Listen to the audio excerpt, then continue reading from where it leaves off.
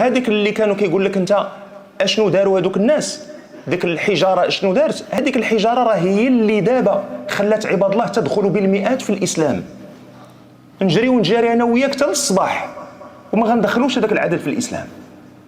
علاش دخلوا دوك الناس للاسلام؟ دخلتهم حاجه وحده، كيقول لك كيفاش عباد الله تحت القصف وتحت الاعتداء وتحت الحصار هذه 15 عام على الاقل، لما كانت 17 عام، وهذا الشيء كله ودابا الضرب فيهم وفي ولادهم اللي هز عائلته كلها يديها يدفنها ويرجع ويقولوا لي حق قال لا راه وحدين اخرين من عائلتك تا هما خصك تدفنهم، ومن بعد حتى هو كيهزوه كيديو يدفنوه، وكتلقى وحدين جالسين كيقول لهم والله هذه الارض اللي خرجنا منها وهذه الارض ديالنا وحنا كنقولوا الحمد لله على كل حال. كيقول لك كيفاش تيدير، شنو هي ديك الحمد لله؟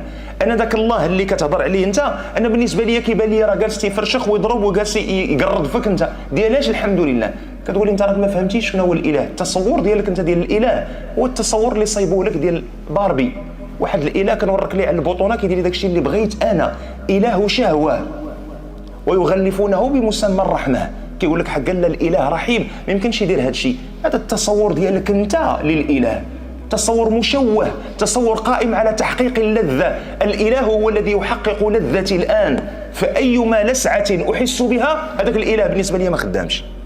هو ربنا سبحانه وتعالى الحليم والحكيم الرحيم العدل، كل شيء يقع بعلمه وبإرادته وبرحمته وبعدله. غتقول لي أين تقع الرحمة؟ أنت لا ترى الرحمة. الرحمة عندها مجموعة من الأوجه، وخصك تفرق ما بين الرأفة والرحمة. الرأفة حاجة والرحمة حاجة، وربنا وصف نفسه أنه هو الرؤوف الرحيم. فهذه المسألة أعادت إحياء التساؤلات الصحيحة. شكون هو بعد هذا الإله؟ واش أنا الإله اللي تنعبدو واش فعلا فاهمو مزيان، واش عارفو مزيان هذا سيدي ربي؟ ناس اخرين ما عمرهم ما كانت عندهم علاقة بسيدي ربي كاع، ملي شافوا ديك المسألة أحيت في قلوبهم نور الفطرة فجعلوا يبحثون، قال لك هذا هو اللي تنقلبوا عليه.